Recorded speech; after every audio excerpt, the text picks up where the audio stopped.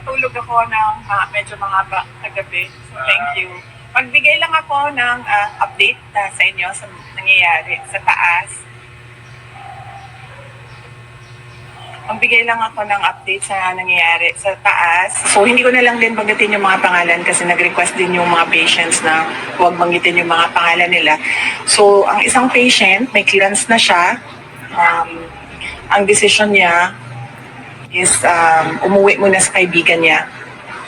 Natatakot siya umuwi sa sarili niyang bahay. So, ang decision niya, pag-discharge niya dito, ay pupunta siya sa kaibigan niya. Doon muna siya titira. And then yung isang patient, waiting siya for discharge. At ang sabi sa kanya ng private doctors niya ay lumipat siya ng hospital. So, yun yung gagawin para sa kanya. Dahil po bakit ang Well, hindi niya nasabi sa akin. Ang nasabi lang niya sa akin ay yun yung gusto ng private doctors niya na lumipat siya ng another hospital. So, yun din yung gagawin niya kasi right now, yun lang din yung pinagkakatiwalaan niya, yung mga doktor. tunay po siya nilipat? Nag-aantay siya na kanyang discharge and clearance. Compare for the Attorney General Office, kapag po natapos yung today, ano pong balita? Na-extend po ba or hindi na nag-lapse na? Malamang siguro wala na yon kasi nag-aantay na lang yung lawyer dito sa taas ng clearance from all the offices concerned. So, likely baka considered as nag-lapse na yon. But ang gusto lang talaga ng lawyer is merong document na nagsasabi na cleared na siya. If we immediate reactions na nabanggit ko ni President Marcos, sinabi niya ma'am, from yung one text message, nakalagay na in the lawyer's days, SARS and unimportant, so please do not find impeachment comments, whether immediate or Yes, oo. Hindi naman ako mag-comment sa mga remarks ni President Marcos. But sorry, may nakalimutan ako na update sa taas. Gusto ipaabot nung dalawang patients ang pagpapasalamat niya sa inyo, sa media, kasi binantayan niya daw sila at hindi niyo sila iniwanan. And gusto din nila magpasalamat sa mga doctors and lahat ng healthcare professionals na tumulong sa kanila. And of course, sa mga lawyers din na nag-assist sa kanila all throughout the crisis. So, isa din yon sa mga message nila galing sa taas. Salamat daw sa inyong lahat. At dahil daw may clearance na, pwede na rin daw, cleared na rin daw kayo from them na umalis or iwanan sila dito. Isa sa kanila lalabas mo. Sure. Ang isa, nakaalis na. Oo, nakaalis na yung isa. Ang isa na lang yung nag-aantay ng Possible clearance. din po lumabas today. Possible din po malis. Well, hopeful sila na merong ganon na mangyayari today. Pero I think meron ng assurance ang lawyers na mangyayari yon ang kanyang clearance and discharge today. So, nagpapasalamat. Kaya nagpadala na rin siya ng pagpapasalamat dito sa media, sa inyong lahat, sa pagbabantay, pagtulong at pagprotekta sa kanila. Sorry, NBI investigation December 11. Pupunta po kayo. I'll have to run my schedule day by day kasi nagbabago siya ngayon araw-araw dahil bigla na lang may nangyayari na mga bagay kaya hindi ko magawa yung schedule ko ng malayo pa. So, we do it day by day sa ngayon, yung schedule. So, hindi ko pa masagot kung pupunta ako sa December 11.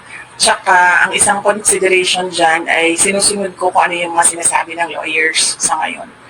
So, kung ano yung sasabihin or ano yung advice ng lawyers, yun yung gagawin ko. How about the good government hearing committee? Yes, oo. Nag-express kasi yung isa, dalawa, tatlo.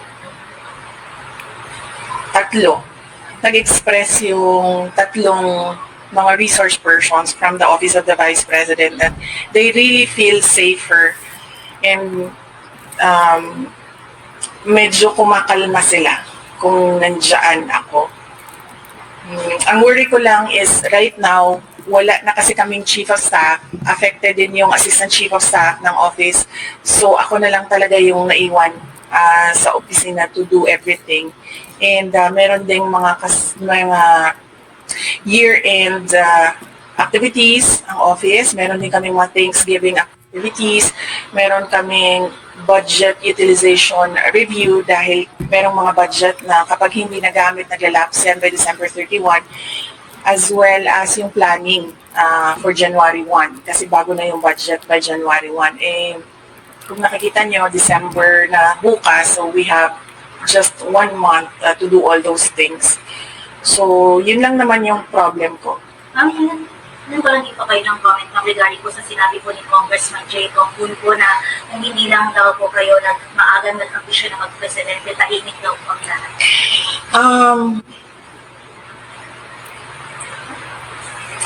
Unang-una, the presidency of 2022 was mine already.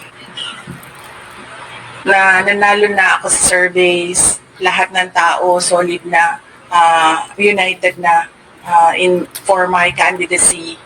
Pero I gave it away because I felt I had to do some other things other than being President of the Republic of the Philippines. Pangalawa, hindi ako yung nagsabi sa kanila na bukas sila ng investigation or inquiry in aid of legislation that is more like a political persecution and harassment of OVP personnel. So, wag nila akong i-gaslight into saying na ako ang dahilan ng kaguluhan na ito. Ang kaguluhan na ito ay nagsimula sa sa terrorism nila, sa harassment nila, sa threats nila, sa mga personnel ng Office of the Vice President. Ma'am, clarification na po, nag-resign ako ba si Attorney Jay?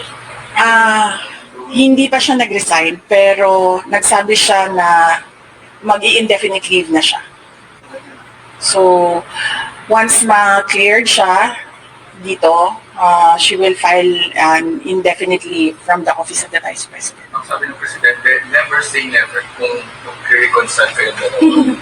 I will not comment on the remarks of President Marcos sa ngayon. Thank you. Thank you. Sa supporters sa Senator Shrine. Yes, oo.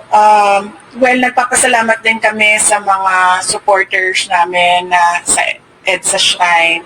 And syempre yung iba pa na kahit hindi namin supporters ay nagpapalabas ng kanilang saloobin sa mga nangyayari ngayon.